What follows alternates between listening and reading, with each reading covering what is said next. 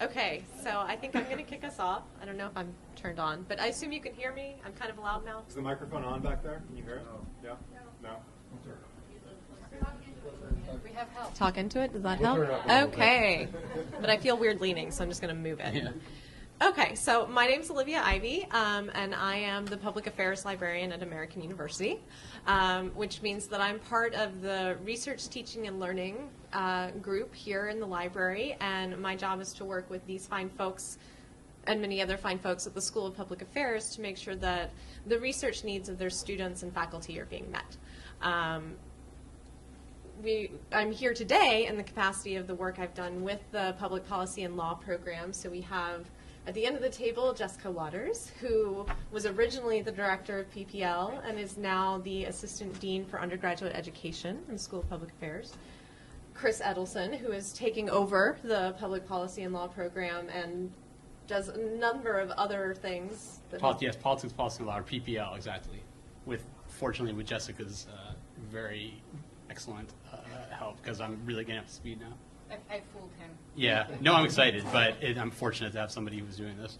And Carl Barnes, who is teaching the American Constitution class for that group, among some other things. I don't know if you have other things you want to say about yourself. So hopefully today will illuminate some of what we've tried to do to make research and writing a central part of this program and where we hope to see it go. So we'll just start out with the basics of the idea that there's a reading-writing connection.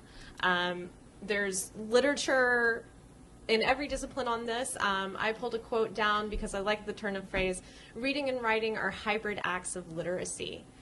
And that, I think, speaks to, it was written by a librarian, and it speaks to what librarians care about the reading-writing connection, is that ultimately we're looking for our students to be information literate. And there's a role for everyone here. I think sometimes we think of ourselves as being on our own little island where we have to get the students to write well. But the instructors are assigning readings that illustrate what a student needs to know and how that information is properly expressed. The librarian is presenting information that is appropriate research materials for that class, and that comes in the form of collecting those materials and making sure they're part of the library's collection, but also showing students that they exist and how to use them. And the student has a role in conducting research beyond what's assigned to them to find appropriate information to put on the page to make part of their writing. And you have to know your audience, and I think this is true for us as instructors, as professors, as teachers, but it's true for the students who are writing the paper. Who are you writing your paper for, beyond the obvious answer of my professor to get a grade? Who is the target audience? Is this an academic paper that's meant to be part of an academic conversation? Is this a legal memo that a lawyer is going to read and evaluate? Am I trying to persuade a judge? Who's my audience? And this is going to help me understand where I collect information and the style of writing I'm going to present it in. So we're tailoring to the curriculum. So what does library instruction look like? And the answer is it depends. So I see some of my college writing folks in the audience, which is great. We try to integrate the ACRL's information literacy standards into all of the instruction we do. And I suppose I can add this PowerPoint to the Blackboard session for Ann Ferrens, so you all have access to this link. But basically, the American College and ACRL, help me librarians, I just blanked. Research libraries have created these sort of information literacy standards that set a foundation for what an information literate student is or can do. So we won't spend a huge amount of time here, but they're able to determine the nature and extent of their need. The information literate student can access the information effectively and efficiently. They evaluate the information critically and incorporate it into their knowledge base. They can, by themselves or as a member of a group, use the information effectively. And finally, they access it in an economically and ethically responsible manner. So that's a lot to teach a student in a college writing class, right? Because we're trying to get them to do a lot of things. And so in theory, we're going to take this information literacy education beyond just the college writing class. This link here takes you to our information literacy tutorial, which is sort of an overarching look at what those sort of information literacy standards look like in reality and learning them. But we want to tailor this again to the curriculum. So this is a generic idea of information literacy, and if we look at something, for example, which source is best, and we look at what's a scholarly source, what's a primary source, those things have unique meaning and unique disciplines. So when we look at public policy and law, or politics, policy, and law, a primary source may be defined differently than in a history class. You know, a student taking a history class is going to dig up diaries or newspaper articles, and these are their primary sources, the most sort of fundamental record of a historic event. But a law student needs to understand that they're looking for cases, they're looking for statutes, they're looking for regulations. And so the difference of what is a primary source can be tailored to an individual discipline. So when you look at our information literacy tutorial, whether you're working with a librarian or just taking that yourself into your classroom, think through, how does this tailor to my curriculum? And Jessica is going to talk a little more in depth about how we do that with some of her courses. So I also wanted to just show quickly, the link is broken because the name of the class has changed, because it's not JLS anymore, it's JLC. Well, quick observation. So we're, I was like, why did that work? Because in between making this PowerPoint, I updated that class. So this is a more standard scholarly paper they're being asked to do, as opposed to the legal memo they're being required to write for their PPL course. And so I set up a different curriculum that shows them how to use a reference source, and then how to find a scholarly journal article, and then how to find data points. And so it's all tailored to the curriculum. And then that gets us to our core idea of, well, we're here to talk about writing, but she's only talking about research. Research drives the writing, right? So we have this observed problem that students conduct research as an afterthought because their syllabus told them they needed to cite a minimum of 3 scholarly articles and at least 1 data point. So they'll come to the reference desk and they'll say, I finished my paper, I'm so excited, now I just need to find these 3 citations so that I can turn it in. And you may not see it in that same capacity, but you see it as an outcome in the writing, right? Because when they start to cite literature, it's clunky. It doesn't actually smoothly flow. It doesn't mesh with the ideas they had. And so there's timing involved here. If we have a library session on the first day of class, people still aren't sure if they're going to drop or add. The idea of the assignment isn't real. It's just sort of having a librarian come in and say, here's where we have some databases, is a little bit like saying, and the bathroom's over there, right? It's sort of directional, and it doesn't sync, and it doesn't really mean anything. So we need to hit them at a point where their research is a real issue for them. It's a live issue. But it can't be so late that the paper's due tomorrow and I don't have time for this, right? So timing is everything, and it's a dark art. If you have the answer, let me know. So there are a couple of different ways we do this. We come into the class, we create course guides that are tailored to a class, and we have research-based assignments that are hopefully due before the final paper, so that the students sort of get the idea that the research comes first and the final product is an outgrowth of that. And that's my little portion. So I'm going to turn this over to Jessica now, who's going to talk about the SPA program. Yes, thank you. You know, on one of the points that Olivia mentioned, this whole idea of the research drives the writing, this also ties into some of the other sessions today about academic integrity, right? Because when we have students who have gone off and they've written their paper and then they say, oh, right, I need sources, right? Then they go find a source, they get their quote, they cut and paste, and they plug it in, right? And they're saying, I didn't mean to plagiarize, I was just finding support, but you know, that ends up happening. So all of this ties together, right? It's not just writing, it's not just research, it's not just academic integrity, it's how do we make these connect. And I think the challenge a lot of us face is we see these students for one semester, right? And I'm sure I'm not alone when I say that I get students in my class and they may be juniors or seniors. and I get their first papers and I say, they can't write. Why didn't anyone teach them to write? What's going on, right? And I'm sure all of us have said that, right? The question becomes, what can we do in one semester? Now, with the politics, policy, and law program, we're at a bit of an advantage because there's a lot of non-SPA people in the room, so I'll give you a quick overview. The PPL program is SPA's new 3-year BA program. It's the first year. And I was the inaugural director, and Chris is now the PPL director. The students can major in CLEG or Law and Society, and it's cohort-based, so every semester they take a class together, which is a lot of togetherness. But it has the benefit from a teaching perspective of we get them a lot, right? And we can all communicate a lot about what they're learning. They also live together in the dorms, so when I say a lot of togetherness, I mean a lot of togetherness. But you know, we have a captive audience with them, and it's a nice way to try things out in terms of research and writing.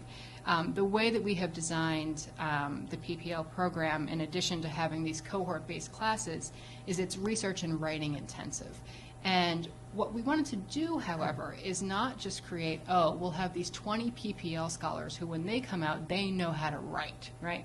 What we're doing is we've taken existing courses within the SPA curriculum, and we're adding research and writing components to those courses.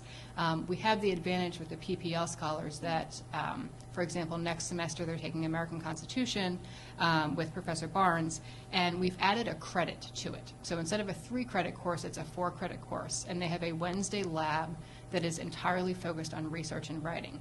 But not research and writing in a vacuum. Research and writing tied to the class that they are taking, right? And that matters because that's where you're thinking, what are they learning, right? What's the black letter law in Carl's case that they're learning?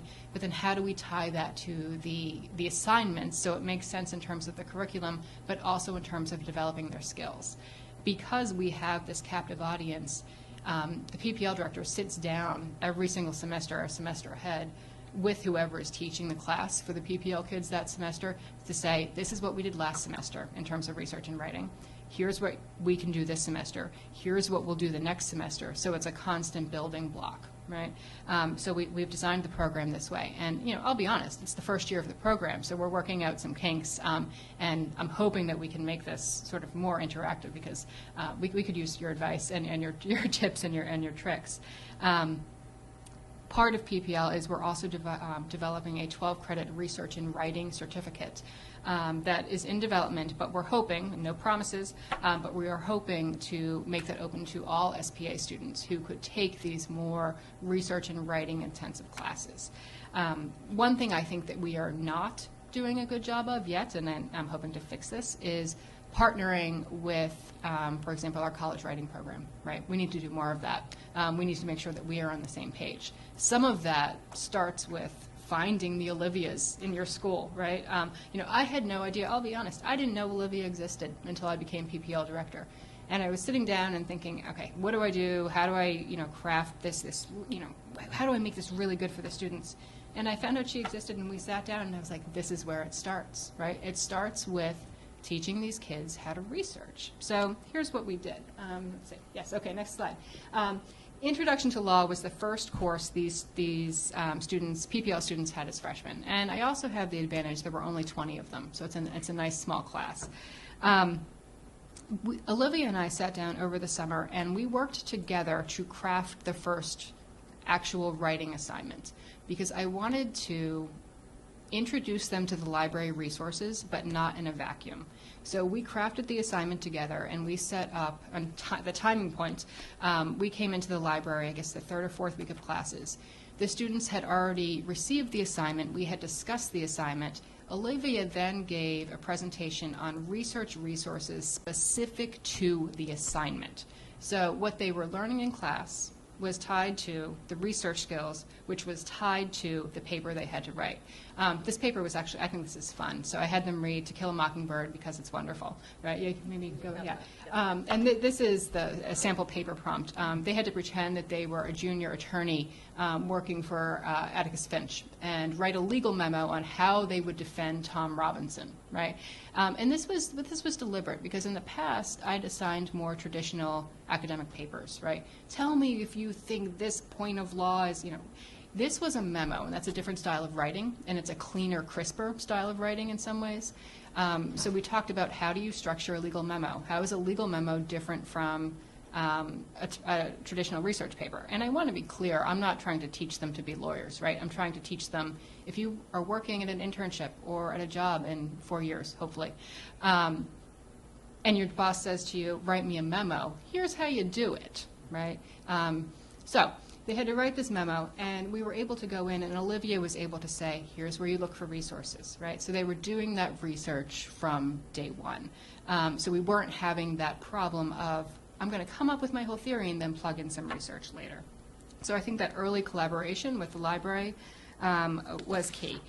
They knew what the resources were. Again, because it's a small class, I had the luxury of meeting with every student multiple times on drafts of their paper. We had a fantastic TA, Kirby Howell, who was here in the audience, who also worked with them as well. A couple of points on this. I think we can go to the previous slide again. The assignment matters, the type of assignment matters, the timing of the assignment matters, and when we work in that research matters. And that's sort of what I've taken away. The hard part is it takes a lot of time, right? And that's why the beauty of having these 4-credit classes with the 1-credit lab. So Cara will teach the traditional class on Mondays and Thursdays, but on Wednesday he gets them for another 2 or 3 hours where he can just talk about the research and writing component. And I know that's a luxury. I know a lot of you are probably sitting there saying, well, that's nice. You've got the extra day, but what do I do in my class, right? And that's how we have to figure out, how do we bring these lessons to the traditional class? So that's what we've done in this first semester, and Carl is now teaching them in the spring. Carl and I have sat down and I've said, here are the 5 things we did this semester with regard to research and writing. What are the 5 things you're going to do next semester? How does it build on what we did? So it's sort of integrating our 2 approaches to make sure that they're continually building those skills. Carl? Yeah, so let's talk a little bit about the class. So it's the American Constitution. It's in the government department. So as Jessica mentioned, it's a 3-unit class that meets Monday, Thursday. And it's an overview of the U.S. Constitution. So it's history, it's case law. I'm a lawyer, so a lot of it's case law, but it's also about the history of the Constitution. And then we have this 1-unit Wednesday lab, which meets, I think it's scheduled, it's like a 3-hour block, and I don't necessarily plan on using all 3 hours every single week, but we have it if we want to. We can sort of play around with it. We've got about 20 students, 19 students, and the idea is that each week we're going to be learning a new skill related to research and writing with some sort of in-class exercise and a homework assignment that's related to an overall semester-long project. So each week we're going to be talking about a particular skill that relates to that overall project. They're going to be sort of building the project sort of along the way. And we're going to have, people come in and talk to them as well. So the goals is to teach principles of research and writing across law and policy, but I don't want it to be too narrow. I don't want it to just be law and policy. I mean, it's law and policy focused because it's the politics, policy, and law program, but I want this to be applicable in a wider way for these students to their English class or their history class or their social science class. And so I'm going to try to the extent that I can generalize. Even though I talk specifically about politics, policy, and law, I'm also going to try and make general points. Part of it's going to be teaching them oral advocacy. So having them, part of it be about the thinking and the being able to not just write, but able to sort of orally defend what they're going to be arguing. And to also teach course content. So, we've got one semester, the Constitution, it's a huge body of doctrine, right? You can't teach the entire Constitution in one semester. So I'm going to be doing various topics in the Constitution, and the project is actually going to be on another topic in the Constitution that I'm not going to even touch on in the class. And because it's going to be research and writing, they have to research it, and they have to learn it. They have to figure it out. So it's going to be on the Fourth Amendment, and I'm not going to teach them in the lecture class anything about the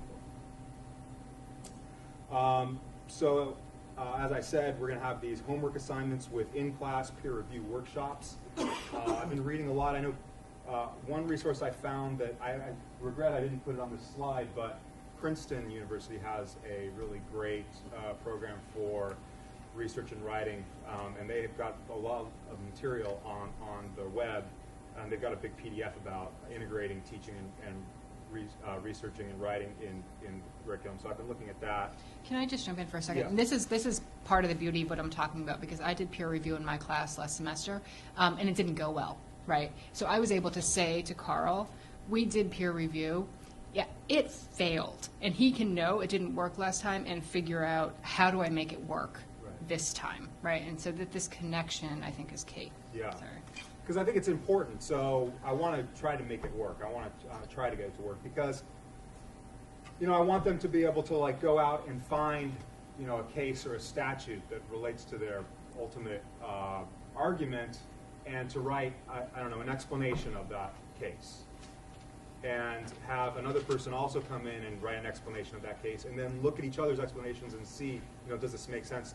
Do I understand what this case is about based on what this person has written in their explanation? So we're gonna try it. And a piece of it is to have a mixture of low stakes assignments and high stakes assignments. So some things are like a check plus, or did you do it or not? Like go out and teach them how to research, go out and find 3 authorities and bring them back to class. Did you do that or not? Sort of low stakes. We still want them to be doing these exercises and learning, but some of it's going to be higher stakes, like bring in a draft. Right, that's going to be worth a substantial chunk of the grade.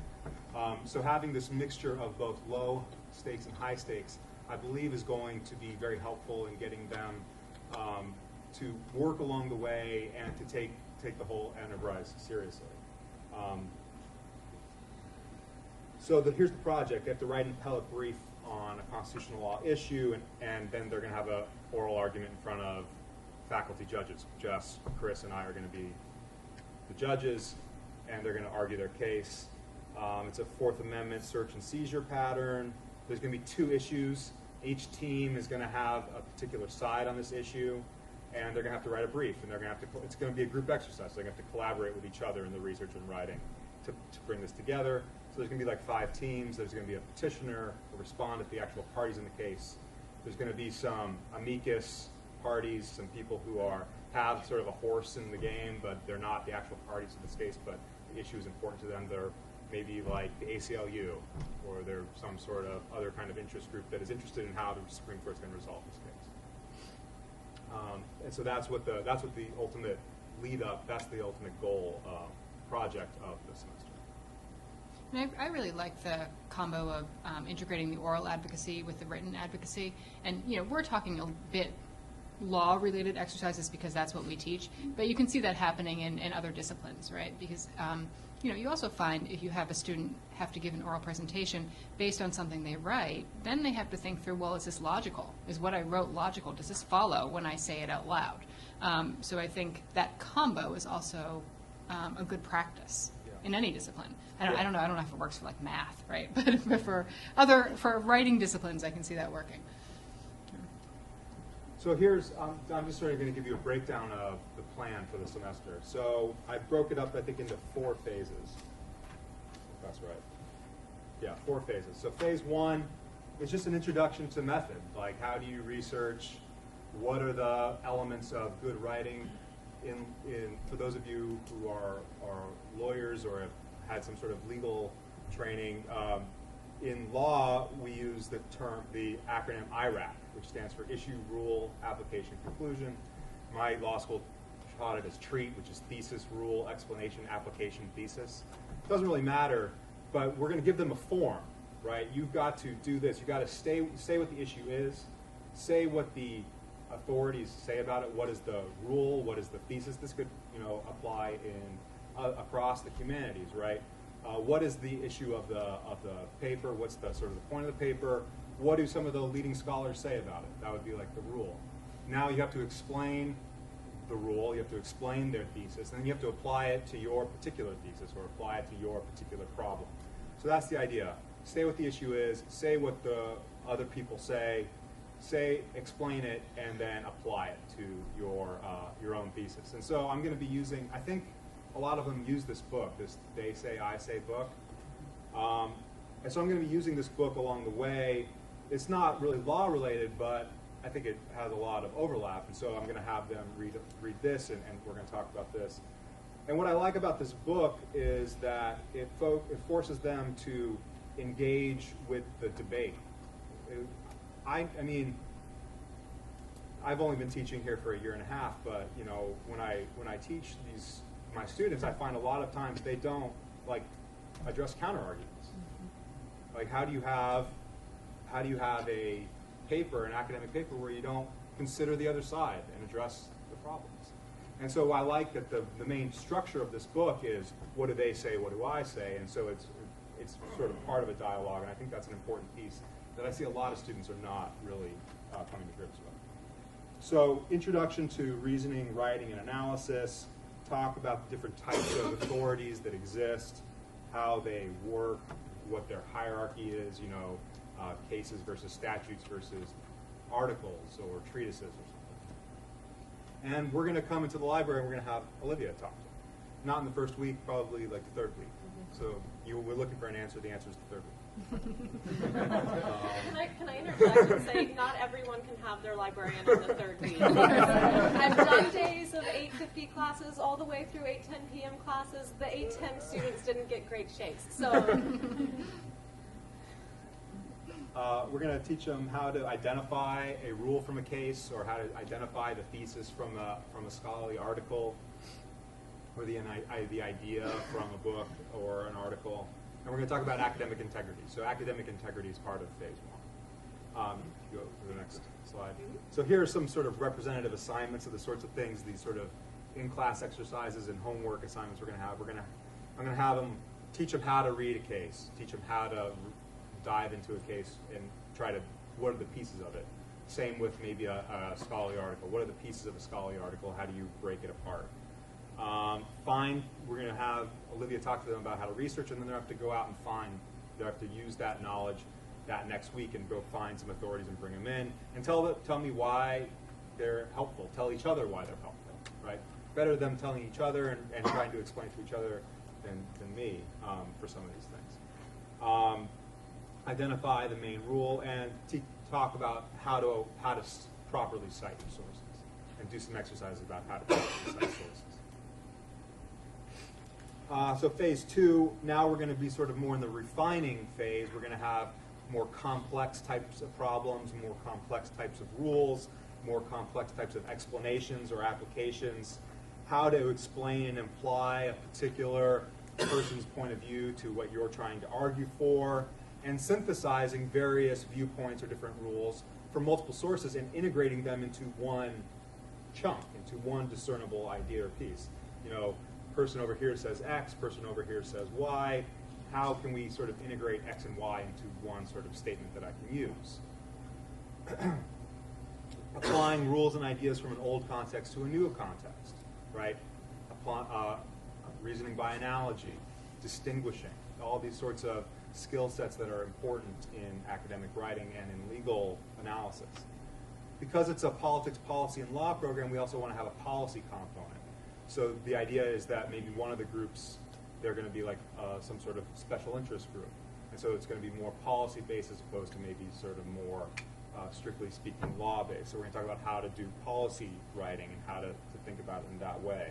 Again, to try to generalize some of the ideas across different disciplines and show how, yes, when you're writing law, this is what it looks like. When you're writing policy, this is what it looks like. But see how they're very simple.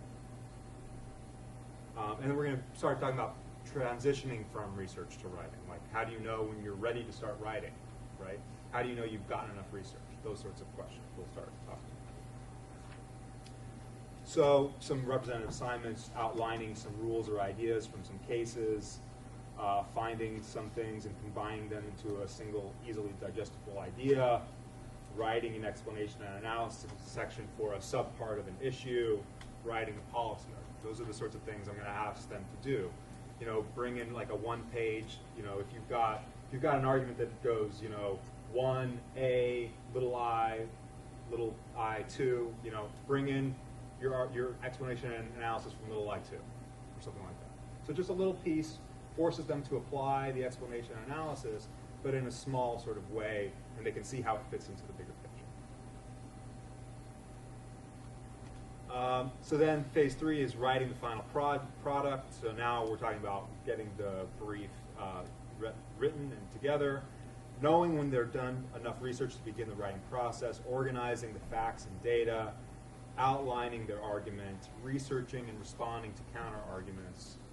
And we're going to talk at this point about the connection between argumentative and persuasive writing, because a lot of this is going to be a brief, right? You're arguing, you're an advocate, you're a lawyer, you're a special interest group, you're an advocate for a person who has a stake in the case, and so how do you go from sort of strictly speaking argumentative writing to more sort of persuasive? So we'll have them outline the issues, draft persuasive statements of facts or descriptions of the problem. Maybe we're going to have them draft a 1 to 2 page summary synopsis of the argument. And then after spring break, they're going to have a partial draft due. Then finally, phase 4 is the editing and polishing. I'm going to have conferences with the groups. I'm going to read their drafts, and then I'm going to have group conferences, and we're going to talk about like sort of what I thought was good, what needs some work, what are they going to do going forward. We're going to have them then at that point turn in the final work product, and then we're going to talk about how to be an oral advocate, and then we're going to have, during the finals period, we're going to have oral arguments. So that's what the course is going to look like. So I think Carl's never going to sleep, Yeah. essentially. That's basically true, and I'm benefiting to a great deal from Carl's lack of sleep and from Jessica's work. So I should say as a caveat at the beginning, I'm very new to this position. This is basically my second week. So what I'm saying here is really incipient ideas, and sort of take that as a caveat. But I recognize that I really do benefit from, as Jessica pointed out, there's a great aspect of this program, and it builds on what's happened before. And I can see just from hearing what Jessica and Carl are saying, that will help me in really specific ways. To give one hypothetical example, so there's a class I've been teaching for the last few years called the Constitution, Presidential Power, and National Security, Government 226. This is a class that looks at presidential power, what presidents can do during times of crisis. It focuses on the post-9/11 presidency. How does President Bush justify warrantless surveillance? So how is the NSA metadata program justified or not? So one idea for an assignment that, assuming this was, and this is really hypothetical, assuming this was a cohort-based class, which it might or might not be. If it was, one idea for an assignment that would build on both what Jessica and Carl is doing is to ask the students to pretend they're a lawyer in the Office of Legal Counsel, part of the Department of Justice, and they're asked to analyze a specific question in the form of a memo, not a piece of advocacy, but a memo that they've done before in other contexts, like with this very interesting Atticus Finch example, and to set forth, and Carl mentioned that students don't always present counter arguments. Very high-level lawyers often don't present counter arguments. John Yoo, who is one of the central architects of the unitary executive theory in the Bush administration, wrote a number of memos. They're called memos. They're really not. To give one example, he was asked, the CIA wanted to torture a terrorist, man associated with al-Qaeda, who they had in custody in August 2002. They were concerned that there would be attacks on the first anniversary of September 11th attacks. And the CIA said, what the FBI is doing, traditional interrogation techniques, talking to him, gaining his confidence, is not enough. We need to waterboard him, subject him to sleep deprivation. And they learned, really Orwellian angle to this, they learned that Abu Zubaydah's greatest fear was being stung by an insect. So they wanted to put him in a coffin-like box with a stinging insect. They asked John Yoo if this would be okay. There were a lot of problems with this. It violates criminal law. It violates the U.S. law against torture, which implements the Convention Against Torture, the Geneva Conventions. The United States has a law that makes the War Crimes Act that makes a grave breach of the Geneva Conventions a felony offense. John Yoo skipped over most of that. He said Geneva Conventions simply don't apply, and he ultimately concluded, he left out the most central Supreme Court case defining how presidential power should be analyzed in this area, And he ultimately concluded if the president wants to set aside the law, he can. So this would be, in the context of this assignment, which I do now when I teach this class, I say, this is one way to approach this problem. How might you do it differently? Now, you can make an argument that's the way to do it. The president wants to do something, you work for the president, ultimately you want to give him what he wants. But, of course, there can be problems with that. If you ignore counter-arguments, as Carl points out, that can be really problematic. I mean, it could ultimately, it didn't in this case, but it could have led to criminal prosecutions. So they could write a memo on a particular problem like that. Now, one point that Jessica's made, and Carl was talking about this too, is it's not just law. And we're all lawyers, so we kind of gravitate toward that. But there has to be policy too. So a way to work that in, again, very hypothetically, a class I've been thinking about for a couple of years of designing, which this might or might not happen, I do not know, but is something on the Second Amendment, something on gun rights and gun responsibilities, especially after the D.C. versus Heller case where the Supreme Court said there's an individual right to gun ownership, but it left open the possibility of regulation. So it doesn't mean you can't prohibit some types of guns or implement regulations like waiting periods, background checks, limits on magazine capacity, things like that. So if I was hypothetically teaching a class like this, one assignment might be to write a policy memo, which would actually integrate elements of both law and policy, because the idea would be students would have to consider, and this is something when I teach, sometimes I teach the class that Carl's teaching right now, Government 220. When I teach this class, I talk about this when I discuss the Second Amendment. There are different proposed solutions to the problem of gun violence. There are two problems, though, two questions you have to ask. One is, do they work? And the other is, are they constitutional? So there would be sort of a law and a policy aspect to that. That's one way to do it, too. Another thing that I'll have to think about with Jessica, as I said, I benefit greatly from the fact that she has already done this for a semester, knows a lot more about it than I do, will be figuring out, do these things work in the context of a core class, or should they be part of the research or writing certificate that's ultimately open to other people? And I don't know the answer to that yet, but I'm very eager to find it out, and those are a few initial ideas. So I guess, should we turn over to questions now? Yeah. If people have questions about anything or comments? And advice. Oh, yes, and Thoughts. advice What are is we doing wrong? well received, that's You know, true. What should we do more So of? I have a question. I'm Douglas Fox in the chemistry department. And a lot of the courses, and certainly yours, Jessica, when you were mentioning it, is primarily research and writing for the course, Yep. correct? Okay, so one of the issues that we've found is that drafts help, Yeah. giving them Oh, feedback. yeah. Absolutely. Now, how would you integrate putting in the time necessary to go through all the draft editing that you do, or any shortcuts you might know of, as you kind of go through it to when you have other assignments that you in a course that isn't strictly a writing course? I will not pretend to have the answer to that one, but I think one of my slides said, this takes time, a lot of time, and I have in my notes, this is the hard part, right? Carl was teaching another class last semester, and I think you gave 5 different writing assignments. I gave them 4 essays. Yeah, and Because they can't write, so I thought, I'm just going to make them write a lot. Yeah. And that's how they're going to learn how to write. right, but you were like The Walking Dead by I was going to say, a lot of grading. Yeah, but I think one of the things that I think helps is what Carl was talking about with these more micro assignments. So not coming in with a draft of your full paper, coming in with a draft of subsection 2A, right? So they're getting that writing, and it is a lot easier for us to give really good feedback on those 2, 3, 4 paragraphs. Instead of I think what happens in some classes is, they may have an exam, and they may have 2 exams, and then the final thing is a paper. And you may say to them, please come to me with drafts. I'm happy to review drafts. But they don't start it, right? So if what we're doing is holding them accountable, as Carl's talking about throughout the semester, they're not writing for the first time. At the end, we have these smaller micro assignments where they're getting that feedback and getting that practice. I think that's one technique. I imagine chemistry, you have like problem sets and beakers and things, right? No, I think what you're saying is actually a very beneficial. Doing a very small group, or a very small section, and really giving a lot of feedback with it. Certainly, we found that just leaving it as an option, they don't come to it. In the lab courses, it's very helpful to have you can have that opportunity to have other writing assignments. Yep. I try to put writing in most of mine, have some kind of reading, something, because I've also heard what you had is, reading and writing is connected, Yeah. so for them to see it. Yeah.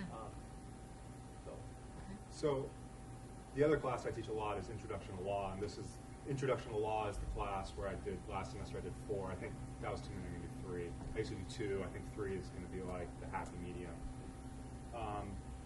For that class, I actually don't read drafts. I have like 80 students, so I can't read drafts.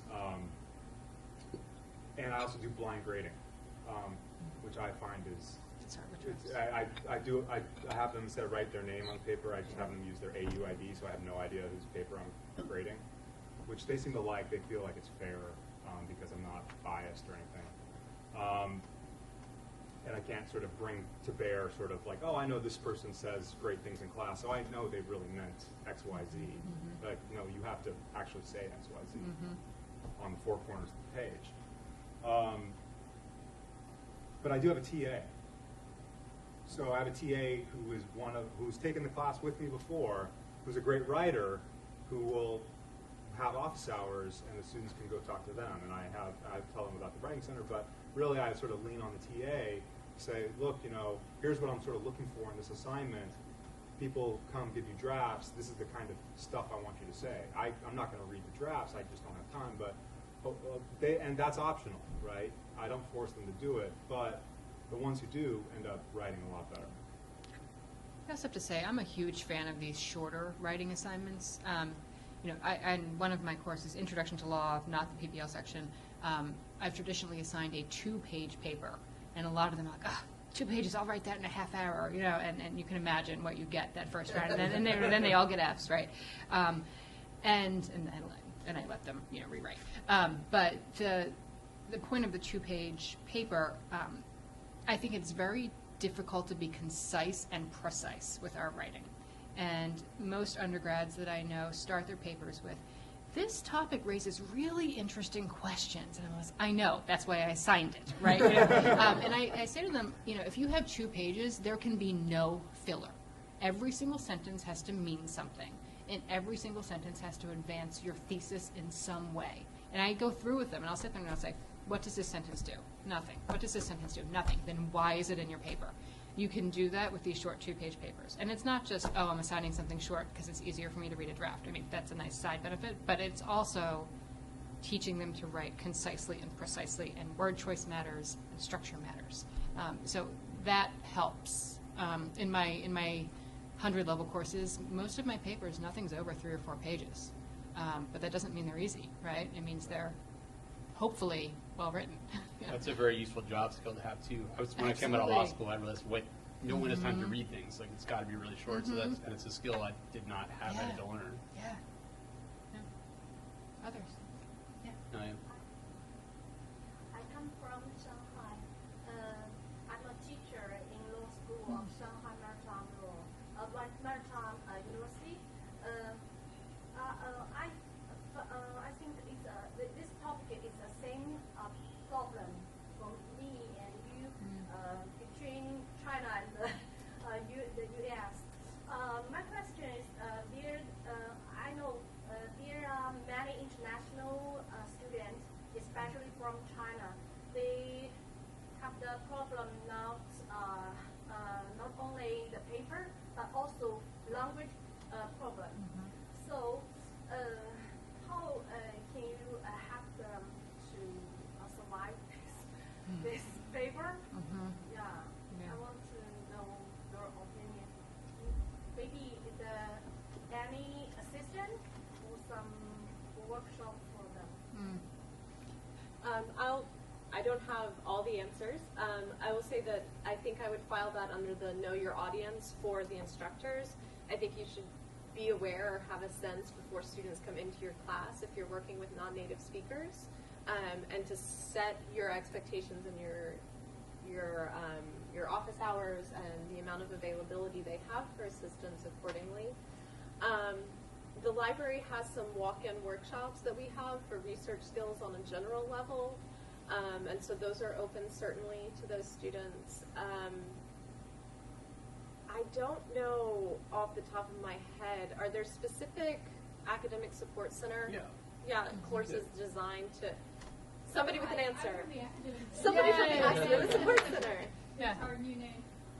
There are two wonderful writing resources on campus. One is the Writing Center at TEL, and the other is the Writing Lab in the Academic Support Access Center. And we would work with any student in the Writing Lab in the ASAC, but we also train our tutors in two specific areas, and that differentiates us from the Writing Center a little bit. And one is our tutors work with international students, so I think that's really helpful for everyone to know. We also train our tutors in the Writing Lab to work with students with learning disabilities and ADHD. And so, but yet any student can use the Writing Lab. And I don't know how one makes appointments in the Writing Center, but in the Writing Lab in the AFC, they can just go to our website and make the appointment online, which is really easy to do.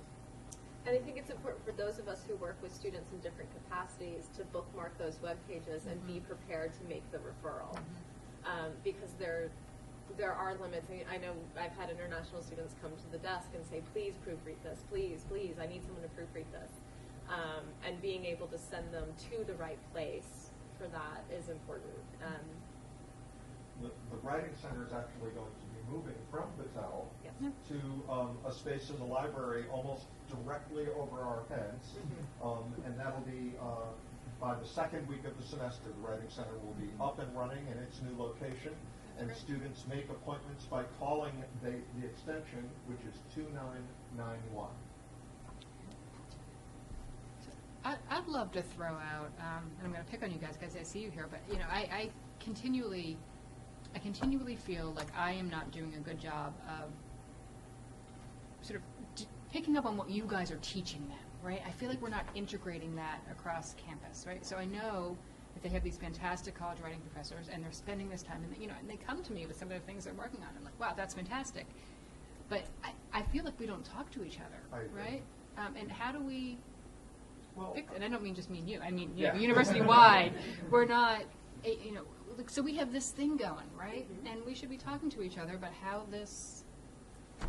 we connect and how we build on what you're already building. Well, and finally, I think that there will be some important and useful redundancy. Yep. Redundancy gets a bad name, but when it comes to teaching, writing, and research, it's a good thing.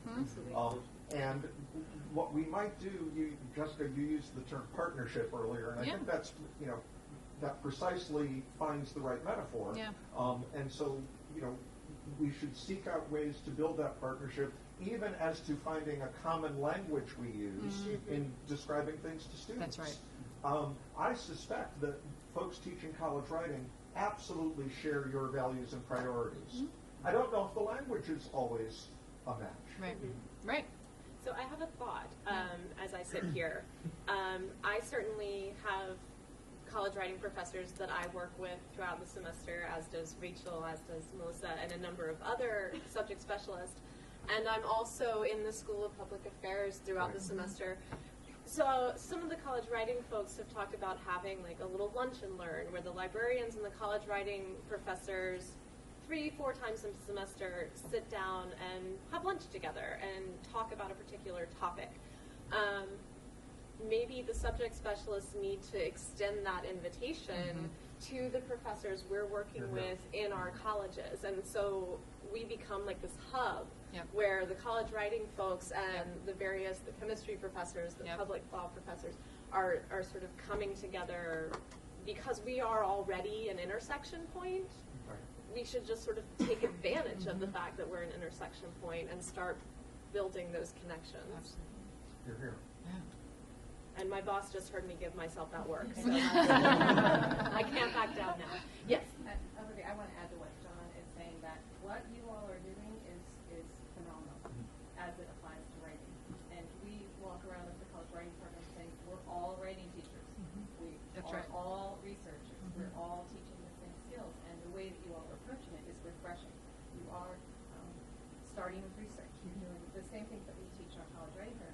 I think we're not all aware of what we're all doing. Right, I think that's right. And that's Yeah. part of the reason I tackled you, Jessica, because I mentioned this book Right. that we're using. Right. And rather than reinvent the wheel, Yeah. you all simply need to know that we're using it. Yeah. And that all of our students are walking around campus with a customized version of the book. Right. They have a book. Right. And so you don't have to reinvent the wheel. You Yeah. just have to hand it to them and say, I know it's in your backpack. Right, it's in your book. I know it is. Yeah. Do you have extra copies of them? I'm carrying around 30 extra copies because we're giving them out of our next session. So you have to follow me to the next session. There you go. Oh, you can, but our students have them, and you can simply require them to buy them in the bookstore also, because most of your students are, I mean, at least all the freshmen. That's right. Certainly all of We've had the book for 1 year, so it is true to say that the current first-year class will all have bought the book. Okay. I think I contradicted that, right? Well, these students are all freshmen, so they should have. Okay, they They should have have the it. book. They have the book, and they have an entire section on writing in a different language. They have, I mean, it has every resource that we could imagine our students would need, and an online companion for students that need that resource more in depth. And our library colleagues are fantastic at using this book also, showing our students how to use it. So maybe we're just not aware. Rather than reinvent the wheel, we need to know what each other's doing. Well, I mean, look, the siloing's not unique to this, right? But this is an area where, you know, if Carl and Chris and Olivia and I are sitting down sometimes this semester and saying, okay, how do we do this? And you guys know how to do it, right? And that would save everyone a lot of time, too. Oh, there. Oh, yeah. Yep. So this is very helpful. I think particularly the suggestion that we start freshmen off with assignments that are, a page rather than even the short ones that I've been doing of 3 pages and work up from there. It's very helpful. The question I have is basically whether I'm doing something that is inefficient or unproductive, which is that over the last couple of years, which is the first time I've taught even undergrads for 20 years, I've been teaching freshmen, and I tell them that I want them to think very carefully about every single sentence they write to ensure that it is a full sentence, that it is needed, that the choice of vocabulary is effective, and so on and so forth. And I've been an editor for 25 years, and I then do a line edit where I rewrite every line that most of them do. But I don't know whether that kind of edit is particularly effective for many of them, because for many of them, I don't see any improvement despite that line-for-line edit. And I specify what the rule is that they need to keep in mind so as not to make that mistake again. Again, I would say about half to 2/3 of the students I see real improvement over the course of the semester, which is why I do insist on seeing their name, because I want to follow every one of them, whether they're getting better at expressing themselves in writing. But for about 1/3 of them, it seems to have no impact at all. So I'm seeing Yeah. some of our experts in the crowd Yes. are, In yeah. general, I'm wary of the usefulness of line editing. That said, if I have a student whose prose is broken, I will do a close line edit of a paragraph. Right. And then I'll draw a conspicuous line and a little note to say, I stopped doing that right here. But please take note of what I've done and take another shot at this, and we'll talk about it and so forth. But if I'm doing the line editing for them, I'm not confident that they're doing the meta learning, right? So I think that's why that tool is so useful. And the thing I love about teaching writing that a lot of people don't is the diagnostic part of it. You're having a problem with comma splicing. I know that. I can diagnose it. And I can fix it for you, or I can say, here is exactly 13B, where you need to read comma splices. Here's the exercise I want you to use on the online companion to fix the comma splices. Then I want you to reapply it to your own work and show me your beginning, show me what you learned, and then show me your end. That to me is how you teach them how to fix it rather than fix it for them. That's a lasting skill. It's probably a lot of your time to edit it for them. And that final paper probably turned out really beautifully because you rewrote it for them. Some of them. But I think unless we slow that process down and teach it, they're going to continue to use comma splices in Carl's class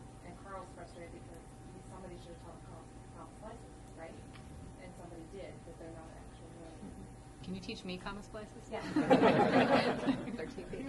Well, and I also think that's the other part of, we all make mistakes in our own writing. Absolutely. All the time. Absolutely. So it may be a bit naive of us to assume that they're perfect writers either. Or we have debates about the Oxford comma and, you know, That's right. right. It is not a debate. No. Settled issue, Jessica. Susan. I'm just curious, do you see law students coming to the Writing Center as well, or do you send your students into the Writing Center? Some, not many. And do you have people who are trained in legal writing? Not to per help se. them? No. So it's not the legal style you're working with? It's That's right. It would be the student's responsibility to be able to, translate what the expectations are for that reading audience. And then the writing consultant can do the work saying, I got what you're aiming for. Let me see if I can now work with you to hit the target. And do you work with the legal rhetoric faculty at the law school at all? Not really. Teach research and writing? Another example That of would a be- possible, partnership that's not being exploited. And to a large extent, I think writing should be writing. One thing that frustrated me when I was a lawyer, Yeah. all this, I remember being in law school and somebody, I was reading the first brief, I was doing one of these moot court things. Somebody says, this case is inapposite. I'm like, what are you talking about? I mean, people feel this need to prove their credentials with these, and it just makes it difficult to read. So I think, you're teaching writing that applies to everyone. People need to keep that in mind. But that's interesting. That's an interesting point about kind of bringing that together.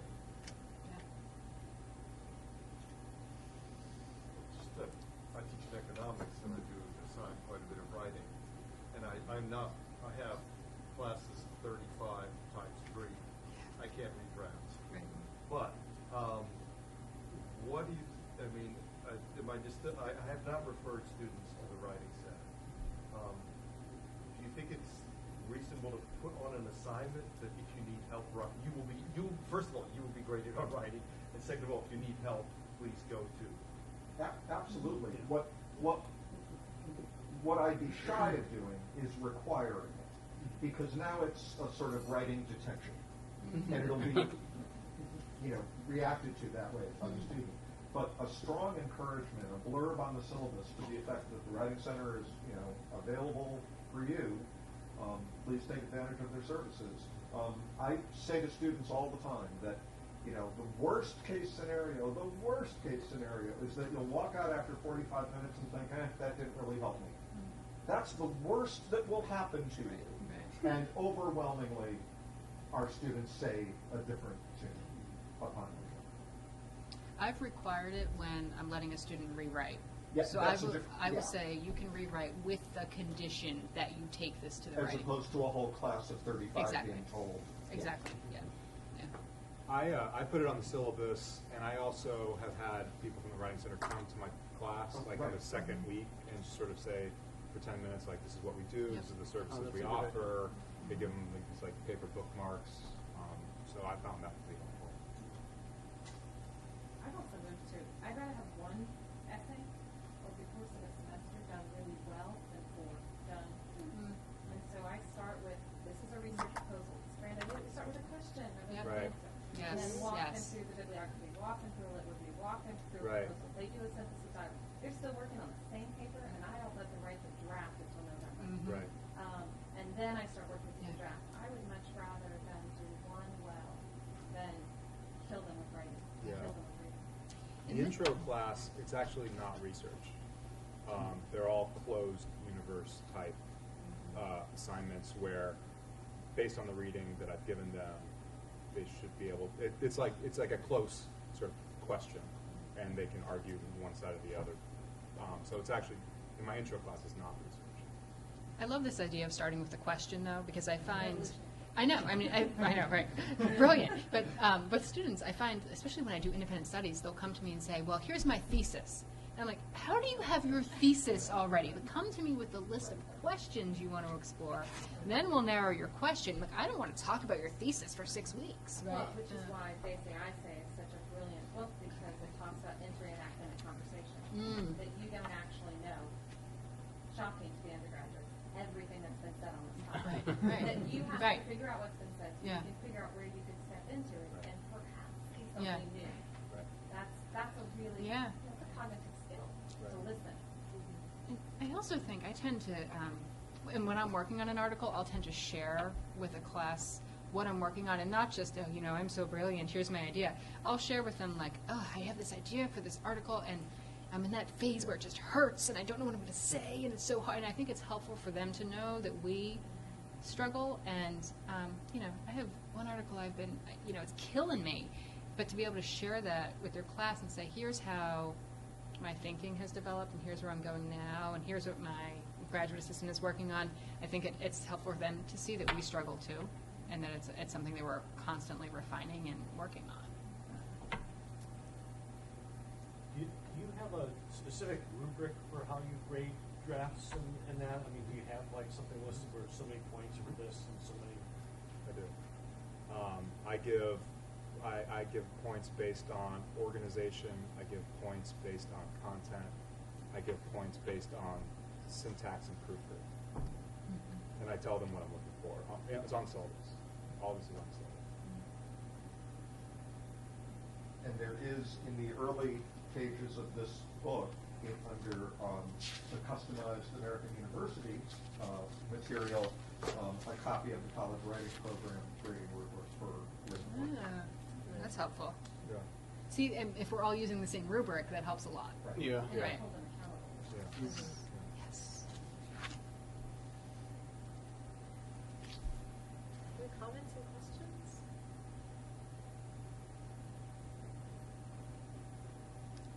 All right. Well, I hope we thanks for- continue talking. Thank you. Yeah, this Yeah. is all Yeah. great. Thank you. Thanks. Thanks so much.